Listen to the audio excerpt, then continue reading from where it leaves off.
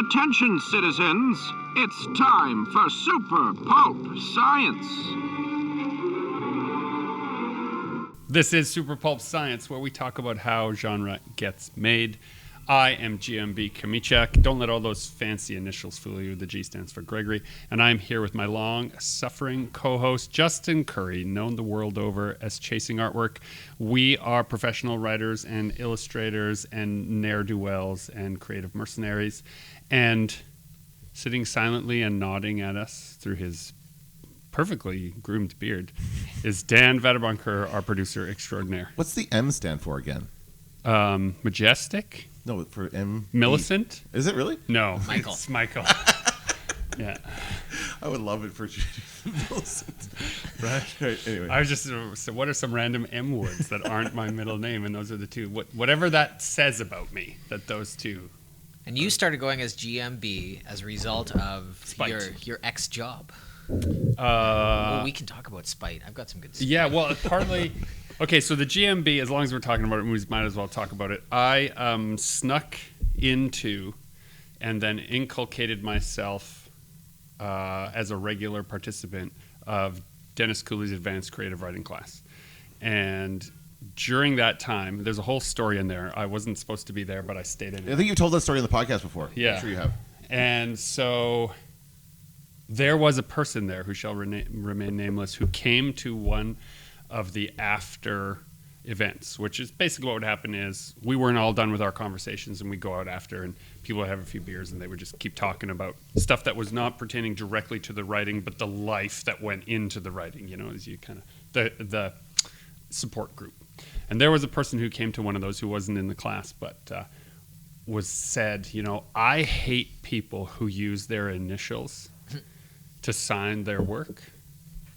And I didn't like this person. And so my very next day, when I handed in my story, I put GMB Kamichak. So your entire brand is because of spite. Partly built out of spite. Yeah. And then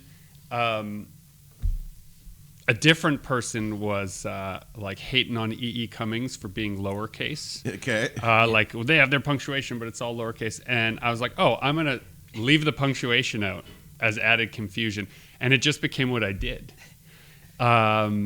And then accidentally that became a good idea because in the early days of the internet, since I was a teacher Of high school students in a very conservative school district, having GMB before the Kamichak put me in a whole different set of searches than Gregory Kamichak, Right.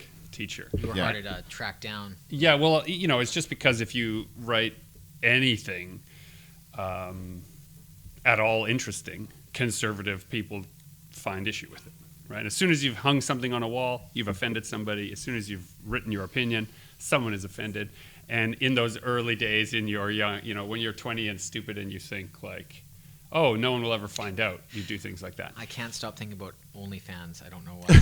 But You can't stop thinking about Well, you OnlyFans? might I have know a why you problem, can't Justin. stop thinking about Another OnlyFans, issue. Justin. Yeah, that's a whole other thing. OnlyFans has zero of my money, but there's all those stories, right, of the high school students finding Finding the teacher. finding the Oh, yeah. teacher's Yeah. OnlyFans. Yeah, right? and I So- definitely have a story like that where a student said, you know, what can you tell me about the Imagination Manifesto in class? And I was like, oh, you know, I see you have access to the internet. Good for you. You can search. Yeah. Anyway, go on. So that was it. That was all GMB, Yeah. and you just stuck with it. So, and then there was another part of it was, you know, it's sort of silly, but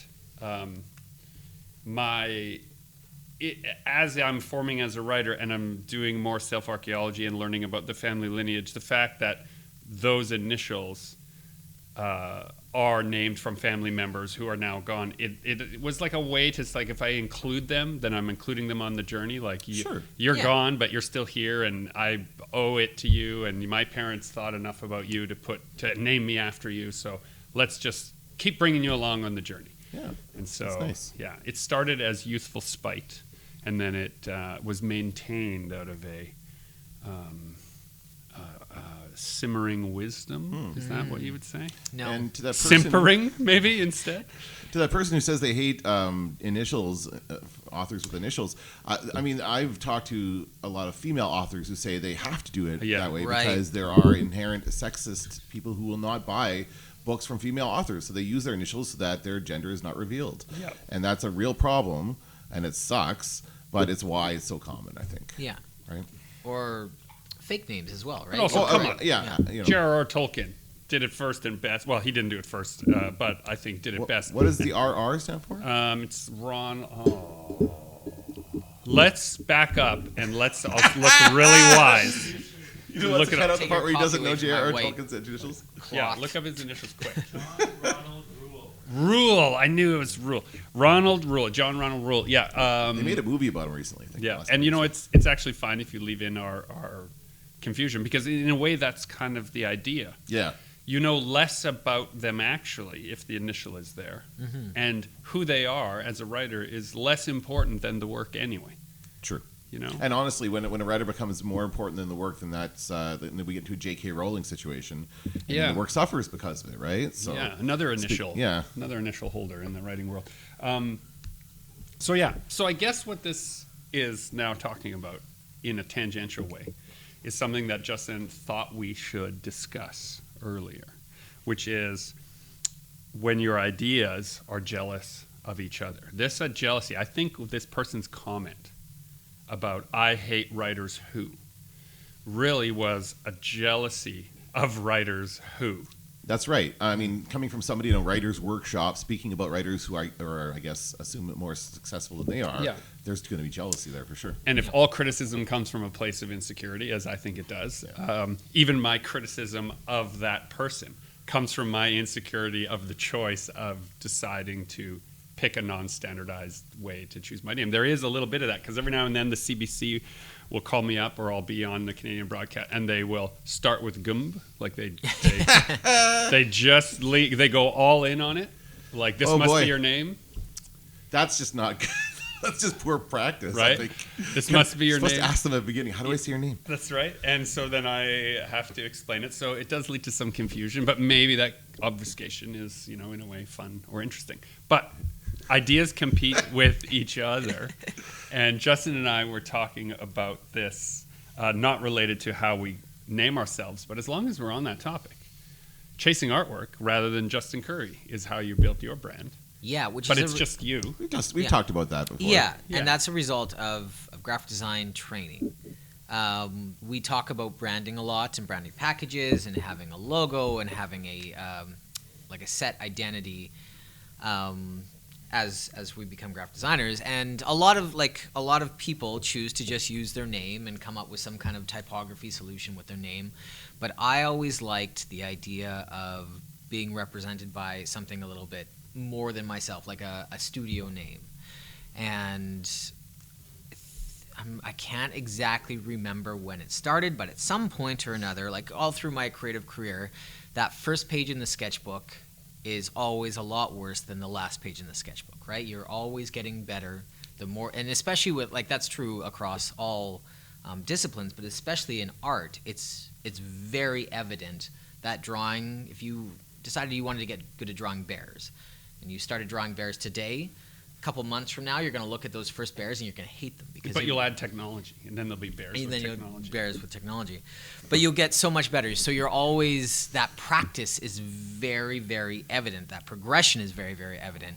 And so then it became this idea, is like, well, then that'll never end. As long as you're chasing your best pieces, you're never going to arrive. You're never going to finish. You're always going to be practicing. So you're always chasing. So as it became a mission statement. See, Yes. I had other company names, and I've had other company names, and I've had companies before, and I can never settle on a name for long enough that I love it enough. And maybe the reason is that I never made them mission statements. Well, I part tried of to the- make them like icons. That's the other part of this. Like, that was one of the things I remember. Like, it was very drilled into us that you're going to work for companies, you're going to work for yourself, and you're going to have a brand, and you are going to eventually hate that brand because you have to look at it every day. Mhm. You have to think about it 100 times more than anybody else. Mhm. Do not change that brand, because Rebranding you should only do when you are drastically changing your business or if something really scandalous has happened. Yeah. Right? Companies will update their brands, but they will not rebrand unless something terrible has happened or they're starting from the ground up. Want to hear something really nutty? I heard of a couple guys that want to build something called an airplane. You know, you get people to go in it and they fly around like birds. It's ridiculous, right? Or what about breaking the sound barrier, or rockets to the moon, or atomic energy, or a mission to Mars? Science fiction, right?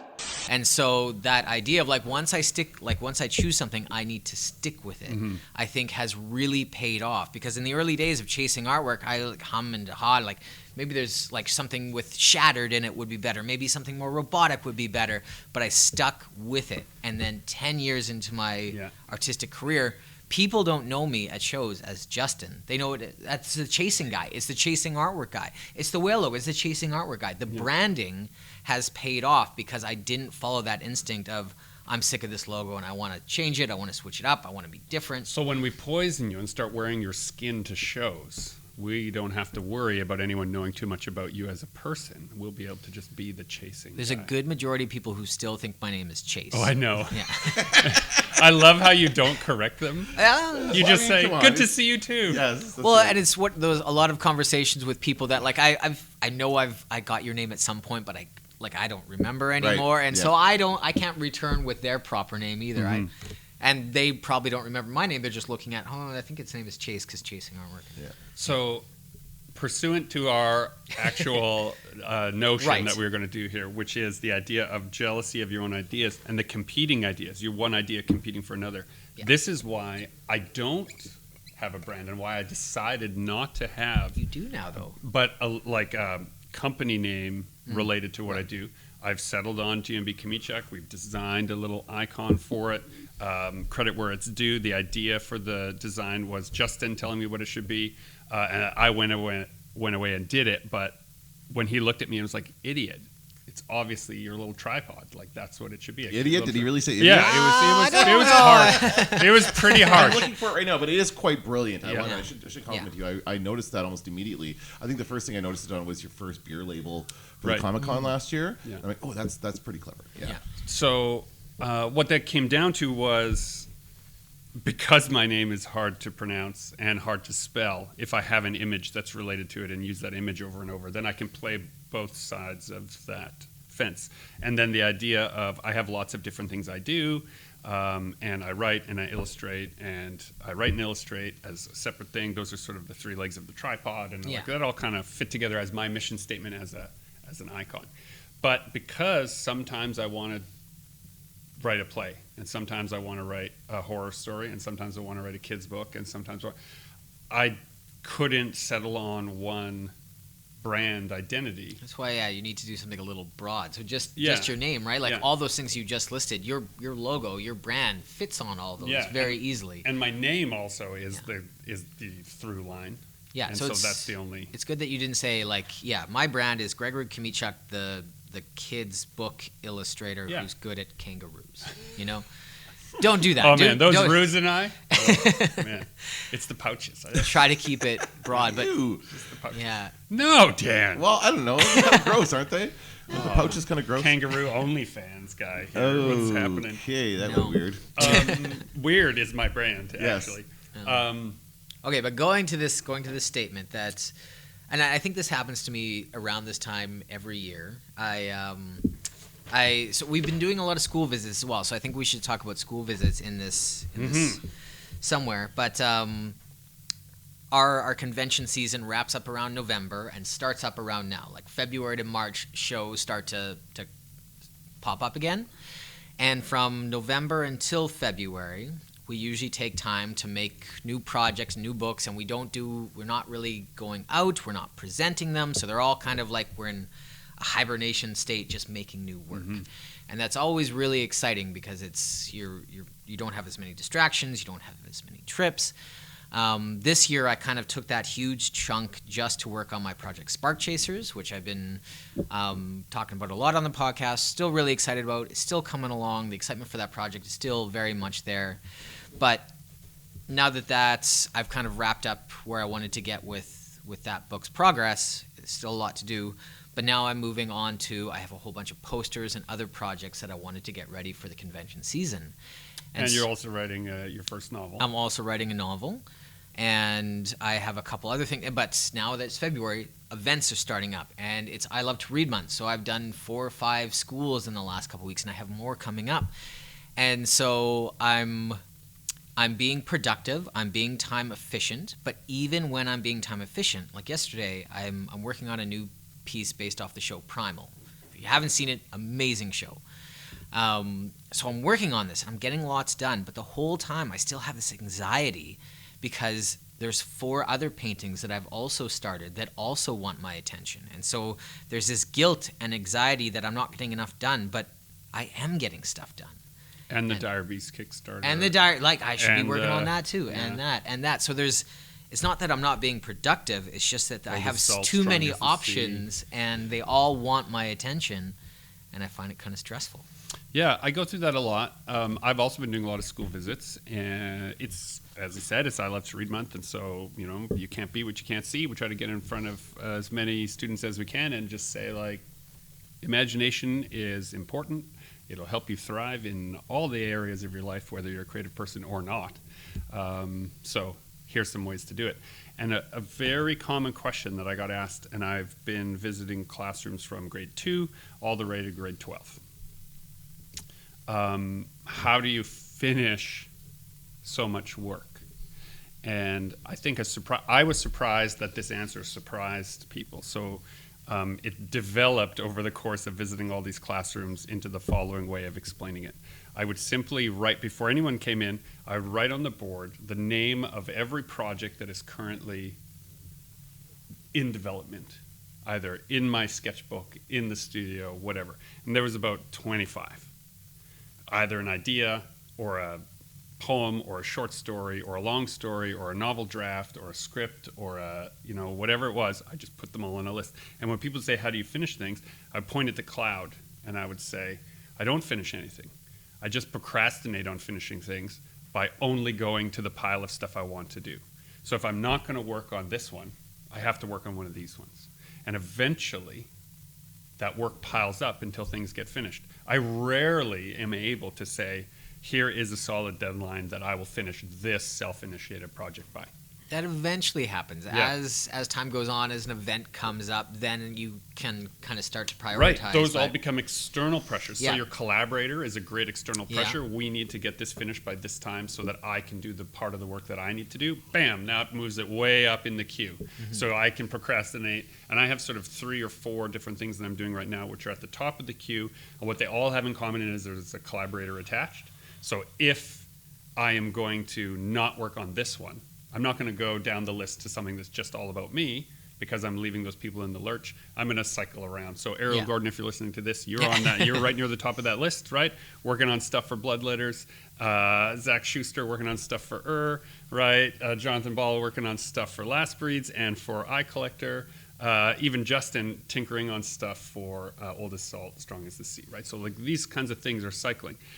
But when I absolutely have nothing for any of those, I will still get anxious if I'm not doing something. That jealousy of the idea clamoring to be alive means that I'll just flip to a page of my sketchbook and I usually just doodle some aspect of some new thing. See, that's part of something I'm kind of keeping track of in my brain and being aware of is as I'm coming up with more and more things that I want to do, personal projects, I think like animosity to anybody else who wants to work with me. I know. Like I starts get that to feeling raise, sometimes too, yeah. My time, like I want so much of my time, my ideas want so much of my time. You coming in and saying, hey, also this, all those ideas, like hackles go up, right? Yeah. Well, and you have to be, it's the room of one's own, but you have to build those rooms in your own head sometimes. And if you are a person in any walk of life, if you're a person busy doing things, other people will assume you can handle one more thing. Yeah. Right? Ask any busy stay-at-home parent. Everyone sees them capable of doing all this stuff, so they're quick to ask them to do one more thing. Come and be part of this parent committee also, or whatever.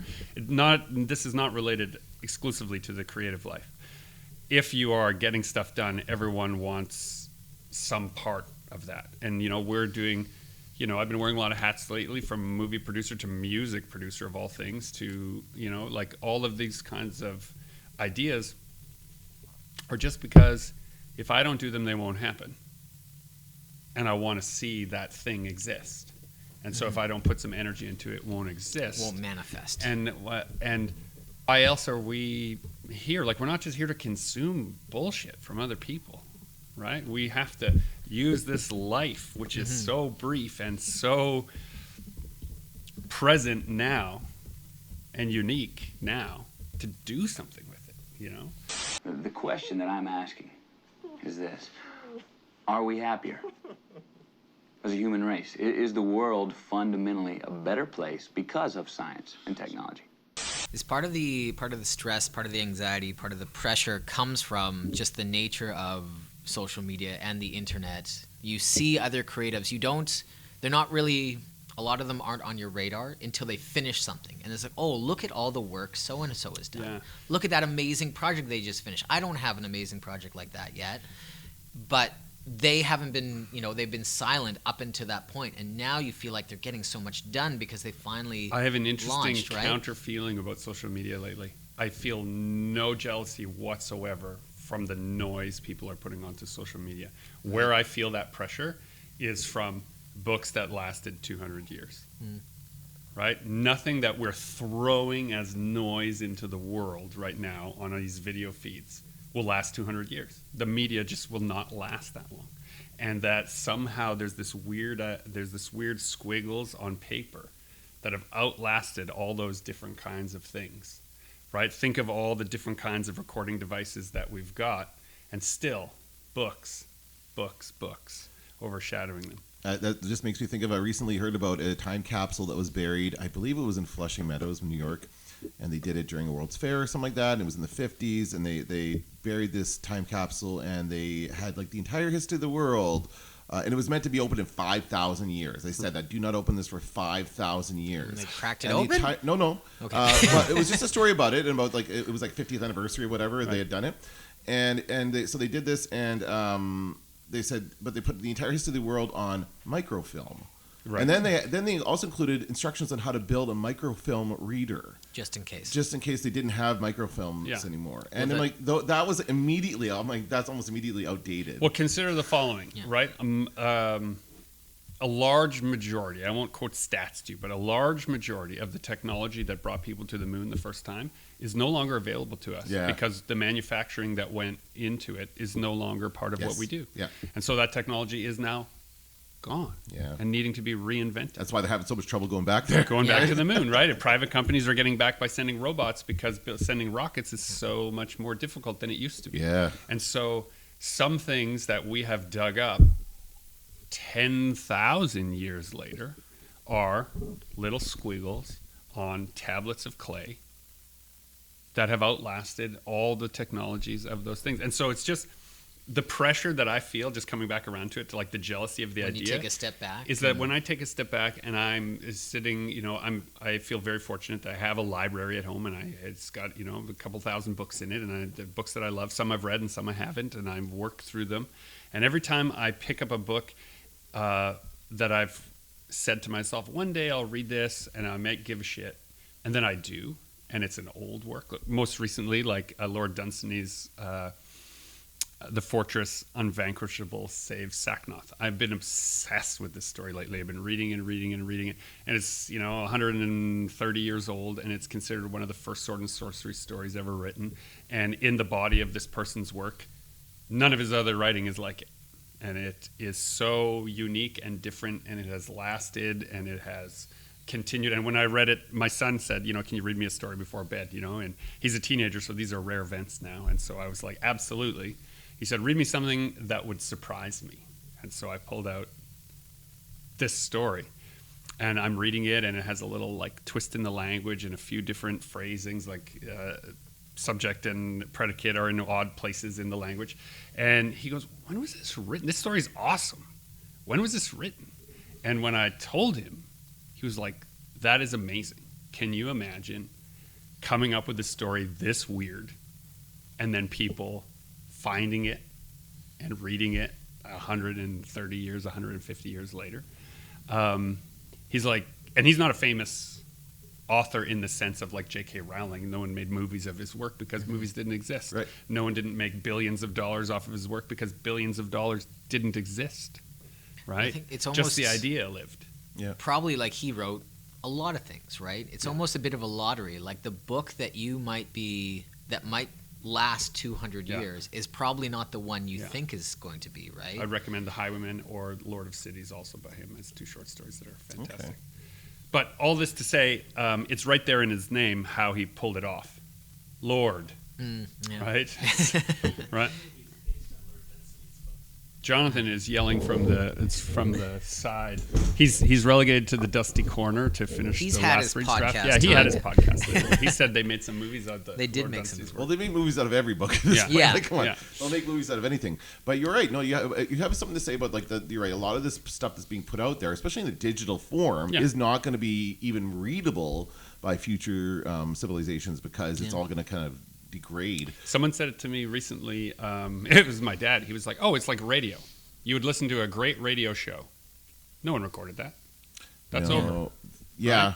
radio's dead. right? No, but I mean, like from his youth, Yeah. right? Because he's born in 1940, so he was in this golden age of radio, right? And they don't have the recordings of some of the greatest conversations, the greatest moments, the greatest. Yes. Those just Yeah. happened, and they're gone now. Yes. That's social media now. It's happening, but it'll soon be gone, and no one will ever be able to know that it happened the way you think they'll know that Yeah. it happened. Yep. I mean, the radio signals are still traveling out into space. Yeah, Yeah, so yeah, that's okay, a good there's- point. yeah. You can travel faster than light and then catch them, Yeah, Okay. right? That'd be an interesting story, eh? that would be cool. That's a Yeah. good sci-fi premise. Yeah. A spaceship, Catching a the traveling, radio. Yeah, a traveling spaceship. Well, we should storyboard But that. specifically Catching a radio wave. to catch a specific radio signal. Okay. Yeah. Now that's where it would be at. The fine Yeah. granule of that is they have to They're chasing. track- They need information from this very specific radio from the signal. specific person, Okay. time, place, and they have to get to the place that it would be in the Scouring universe the ocean to of catch space for that one one signal. Ooh, Shit, I'm writing that down. That's great. some story breaking happening. guys. Radio signal. What could be so chase. important? What could be so important? What could be so from the important? past? Yeah. I think of explorers when the aliens just watch TV and learn everything about us Yeah. from the day the Earth stood still. I know what you're going to say. Is that one of the first transmissions into space is unfortunately Hitler. Hitler. Yeah. Yes. Yes. That's from Yeah, Contact. and yeah, Contact yeah. use it. Does anybody speak German? I declare the games in Berlin at the celebration of the first Olympics of the new era is open. So, when ideas are competing, There's another one to compete with all the other ones. right? When ideas are competing in your head, it's not unlike the ideas competing on social media. Everyone has a voice, and in your own head, you've got all these different voices of all these different projects, and it can also be the voice of your relationship, like this, example I just gave. My son, who is, he's adolescent now, right? He's on the verge. Adulthood is on the horizon. He can see it. Him saying to me, "Dad, will you read me a story tonight?" And it's way like it's 10 o'clock. It's time for bed. You got school in the morning. Is a competing idea. The idea is there are responsibilities. You should go to sleep. You should get up early. You have to be ready for school. But the other competing idea is how many times in my life as a father is my son going to ask me to read him a story? Or rather, how many more times, right? That's right. Right. Not that many more. And so I just said yes, went up there, and I could, my wife, who had already gone to bed, I heard her get up, and I heard her walk over to tell us no more video games, no more TV. Like sometimes we get into we'll get into a little tumble, and it's way past our bedtime. And I could tell from her footfalls, which were quieter, going away, oh, I get it. Yes, these are rare moments. Carry on. Yeah. Carry on, husband. This is okay. I endorse it. Her quiet walk away endorsed the Awesome. entire thing. And so those are those competing Okay, ideas. so on right? the other end of that spectrum, when you have that huge cloud of ideas, Yeah. are there some of those ideas that are not that precious and maybe you should let die? Yeah, that's what I've been asking myself. It's Right. on this list of things. This was so exciting when I came up with it, but since I came up with it, there's 10, 11 other things So can I tell you that something are more exciting. that I think you may find terrifying? I've been going through this idea recently of, okay, I have all these novel drafts and story drafts that I thought I would finish, but maybe I don't. And I found a bunch of them in my Google Drive, and I said, okay, for once and for all, I'm going to print some of them off, and I'm going to read them and be done with them. And it's been so long since you wrote them, you won't even... 2004. Oh, God. Right? Yeah. 20 years. Yeah. Yeah. So it's okay that they'd be dead, but they've been occupying space in my head as like unfinished, right? And I've been trying to let go of things that are like, oh, well, I don't have time for these things. Those were fun, adolescent ideas. And then I reread some of them, and I was like, oh, I could fix this up. It was the opposite effect. I thought I'd be able to let it go, and so now it's reintroduced it's to the reintroduced, RAM. and now I have one more thing to do in the RAM, and it was a bad mistake to revisit it. I should have just let it die. But part of why it stays as a competing idea is our habit recently. You and I have a similar habit. When we start a new sketchbook, we go through the last sketchbook and we collect the unfinished ideas and we bring them forward, and we think, it's like a tinkering space. A lot of them are like they go through modifications, right? The original idea, I find, and I talked about this a lot in my school visits, how every movie you see, every book you see, there are dozens of versions of that story that never see the light of day. And writing is rewriting, and stories need to go through iterations, and ideas need to go through iterations, and that's really important. And that's why I think it's really important. Like in our books, we often show the behind the scenes, like the terrible sketches that's what this podcast started. is, That's right? what this podcast is, right? A look behind the sausage counter. Yeah. Don't look there. Mix some metaphors there. Right. So what I was going to say related to that is I print out some of these drafts, I'm reading the ideas, and some of these ideas had been haunting me because the lingering character or a bit has actually gone 20 years through my sketchbooks and has not gone away. I'm still doodling that same mask or that same Still character. holding on to it. Still holding on. So I was like, I'm finally going to be done with this. I was, I'm getting ready. You know the drill. I'm getting ready to start the new sketchbook. My very last page. I'm yeah. just on the last few, so I'm figuring out what I'm going to bring forward. And I actually told myself, I'm going to let some of this go. As I wrote all those things on the boards for the students, I was like, dude, this is a madman's list. Right. Just let some of this go. And I was I said that to some of the classes also, like, I'm realizing as I write this is not the way to do it, people. Like, this is the way I do it, but I don't think this is a replicatable model if you want to be a sane person. Don't do this and then also drink and do drugs, or you're doomed, right? Like, it's only because I have certain limiters in my life, and I've managed to control those others, so I have space for this madness. So I'm a little feeling trapped now by some old ideas that I wasn't even jealous of. They were just like little sounds far away that are much louder and closer than they used to be because I was trying to get rid of those ideas. And I'm not sure what that means. Help me, Jeff. Help me. How do you deal with it? Well, I wanted to bring up, so I recently did the Vancouver Comic Fan Expo was my very first show of the year. Mm-hmm. And I was going into it, I had 3 or 4 ideas for new pieces I was really, really excited about. But I knew I should hold on to those ideas and see what happens once I'm back in the artist alley surrounded by my friends and peers who have been working hard since I last saw them. Yeah. Let the cross-pollination happen? Yes, let that inspiration, which just is a fancy word for jealousy, rear up and see what happens. And that's exactly what happened. I was exposed to all these new projects and new art that I hadn't seen yet. And it prompted 4 full pages of thumbnails for new pieces. And a lot of it, there were pieces that are kind of I was half into, and some things that I saw at other booths clicked the missing puzzle pieces into place. That idea I had, if I look at it through this lens and do it in this format, then it works a lot better. Yeah. And so it took a whole bunch of back burner projects and made them scream for attention. See, I wrote in 1 hour and 30 minutes, we wrote an episode of television with a writer's room, quote unquote. It was a grade 12 classroom, and I just put them through the writer's room paces, and we broke off and all did scenes and put all this stuff together. And they were so surprised by how, quote unquote, easy it was to get a draft together in an hour and a half.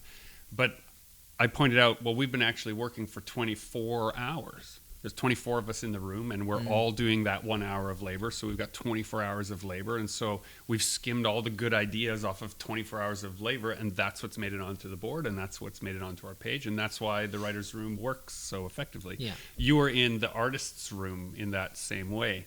Hundreds of years worth of work. Other people's work that are giving you the fill in the gaps part. And if you go to a museum,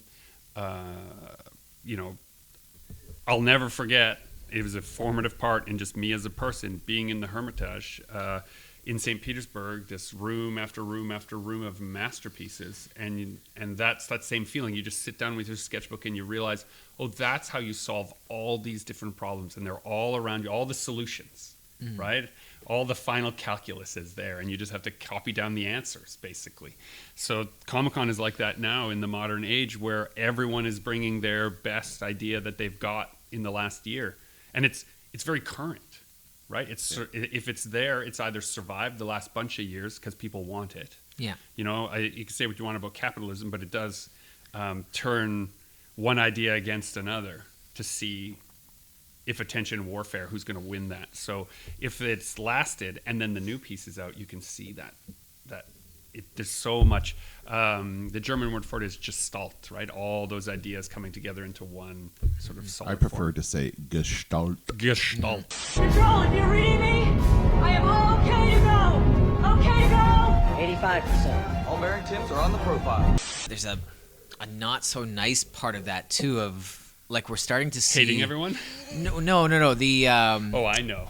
like the artist alley has gone from like this dinky little part of the show to a huge part. To some of these artists have massive booths and clearly are doing quite well. Some of these artists have massive booths. Yeah, and then companies coming in, right? Oh. And like, oh, okay, there's money to be made here. Let's look at what these guys are doing and let's make a business out of it. let's become middlemen. And so there's more and more vendors that just not hire artists, but like get the licenses to print and sell their work, and just kind of, we can do it on a bigger scale and with better margins and have a bigger booth.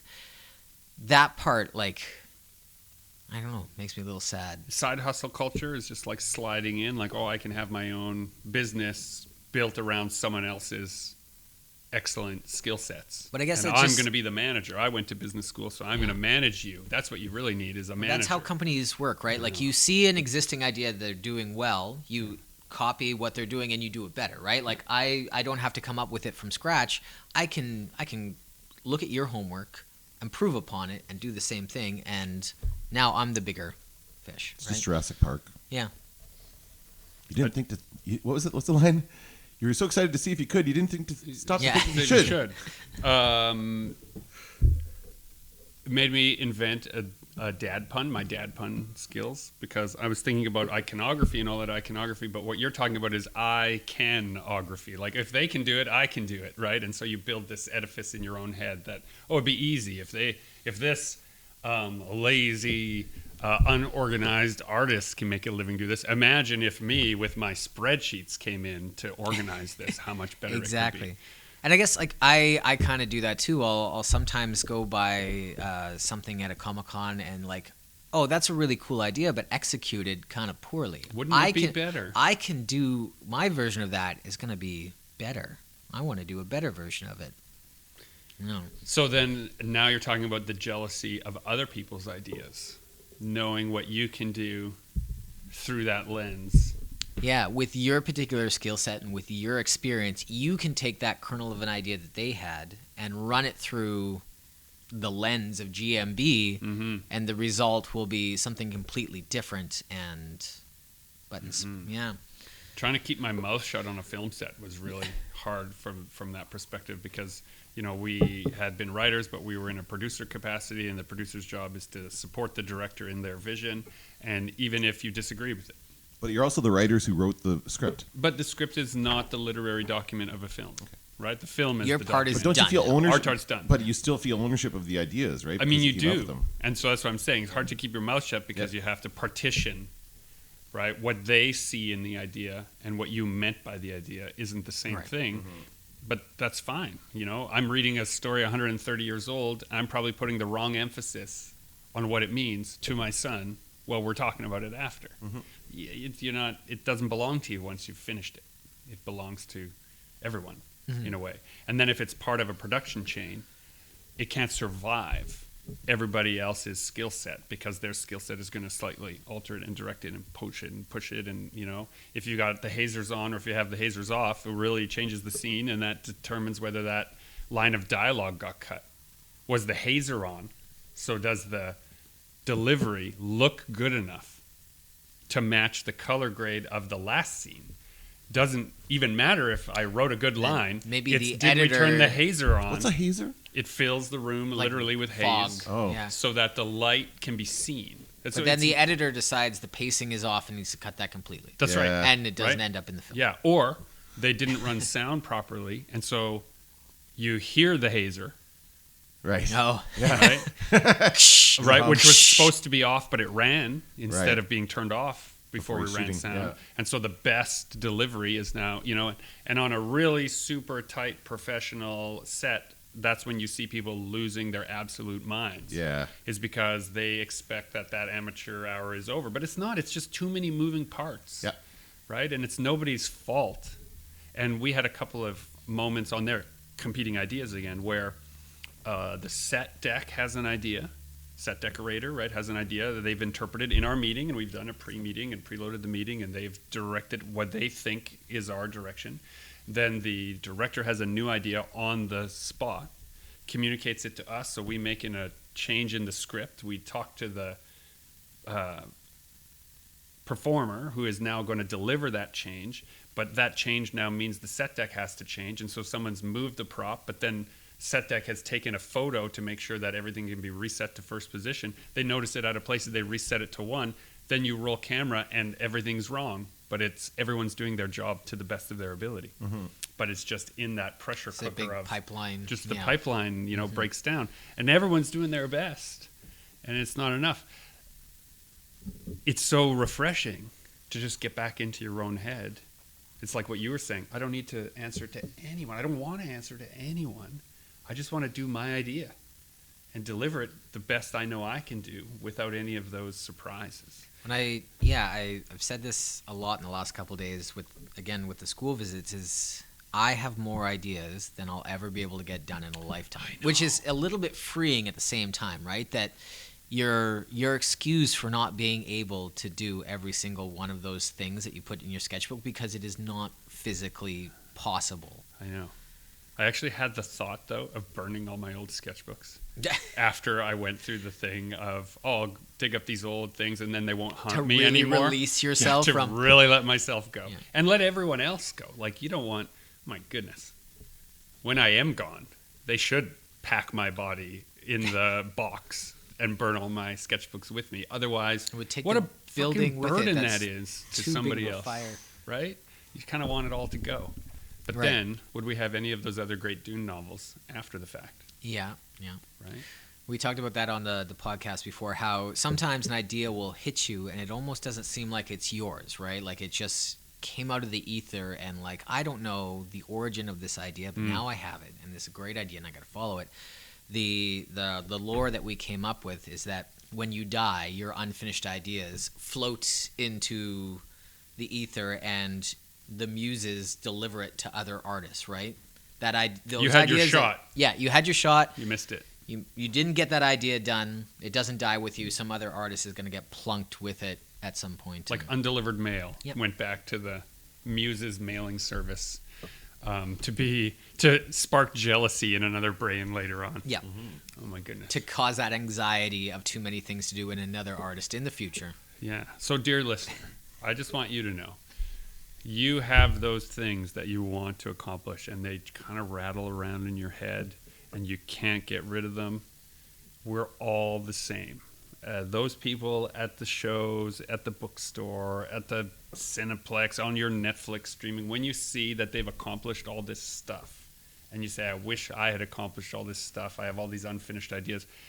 Everyone has a life full of unfinished, unrealized things, and that's okay, right? Yeah, It's the normal. version of you that only has one idea and then does that idea and is done. Yeah, That's not, whatever that idea is not great. Yeah, It's, or then you might as well be evaporated by an alien ray right after, because what else do you have to because offer? the radio waves, we talked about them in the podcast. Yeah, Yeah, the the radio radio waves. Yeah.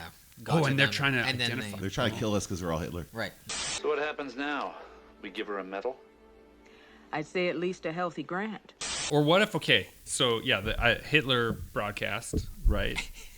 But what if it's something from the 50s, right? Because during the 50s, there was all kinds of speculative ideas about what the future was supposed to be. And what if one of them is a necessary piece of technology? Maybe they brought a mathematician on, because these things happened on the radio in that time, right? And maybe Actual he said it- scientists came on and said actual important things. That were really ridiculous. What if he yeah. actually laid out his formula Yeah. to whatever it was on the radio interview and then never wrote it down, died, and so it's lost? But this formula, this little piece of Yeah. science and research, You know, like that story Humanity of needs it. Einstein's notebooks being thrown away by the cleaning staff, right? He wrote some final thoughts and final calculations, and they were thrown away apocryphally. What if some who throws out people who didn't notebook? read? I guess he wrote them in German. Yeah, Yeah. people who didn't read German. So you could have a story like that where, like, someone says, like, "Oh well, I think he mentioned something about that, you know, on that radio show. It's funny that we can't go." Yeah. Right. Funny we can't listen to that. And then someone with their faster than light starship says, maybe we can. That's a Star Trek episode, It actually. is, That's a yeah. great It Star does, Trek does bottle feel like a episode. Star Trek episode. Did, it I'm would kinda be like- surprised they haven't done that in Star Trek. Maybe they have. Anyway, catching a radio signal. we can wrap up anytime. We're going. We got I almost could an talk hour. forever. Is there something else you want to cover? Convention things coming up. Yeah. What's on the horizon? We've got some exciting. This is always an exciting time of year because the Calgary Saskatoon trip is coming up, which is usually a road trip for us that includes Calgary, which is one of the biggest Canadian shows, biggest North American shows.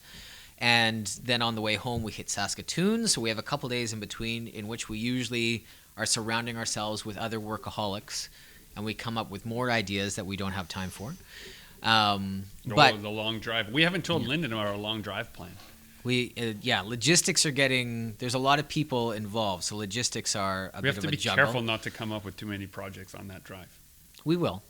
That's how We'll it be works. careful, or we will come up We with will. some new Yeah, we'll projects. come up with too many projects. Yeah, that's on the horizon. We're also going to a very important metropolis in Manitoba just this weekend. Oh yeah, For we have Brandon, the Brandon Manitoba. Comic Con. Oh, We're going to, yeah, is it's this not a new? Oh, no. Comic Con. It is a gaming convention. It is the Westman But Gaming. It's not the Convention, something. normal one. They have another one in September, I think August. that's true, yeah, yeah. so this is. I don't know if this is new or it's been around before or. And it's a result What? of some competing ideas. You have family commitments that are I in do, Brandon. yeah. I have some producer commitments that are in Brandon. And so this gives us an excuse to travel to the city, remain long enough to accomplish those things, and also do a show. So it things align. It's a lovely city. Yeah, I actually like Brandon. Paris of the Prairies. Oh, wait, no, that's Saskatoon. That's sorry. Careful, careful. Yeah, come on. The ghost of Gord Downey. Yeah, I know. Right? Sorry. Right? Got He's going to confused. pull you into the penalty box. There's also we talked about this. I just recently did. The name is Doki Doki. The Icon did a one-day Okay. event at a new location, new time of year. They had no idea what to expect. We didn't know as vendors and artists what to expect, but it was a one-day show put on by an organization that we really like. And I've done a lot of those shows throughout my career, and sometimes you have a lot of time to open your sketchbook and draw, and sometimes you're swamped. Punk Rock Flea Market, another good example. You probably Swamped, yeah. you probably brought your sketchbook thinking I I did. might have a lot of time to draw. I did. And So- I did not have any time to draw. Yeah. This Icon, this one-day event experiment, Scott Ford said it best. He was there. He never had a chance to open his sketchbook. We were slammed from opening to close. Yeah. And you never know. May I also say, and now this may seem salty, and it was salty originally, but Justin applied, Scott Ford applied, I applied. I did not make the cut because it was a juried show, but it's not a big enough anime show that there's room for anything on the peripheral. right? And so by curating it really tightly in that one day, it makes it a much better event.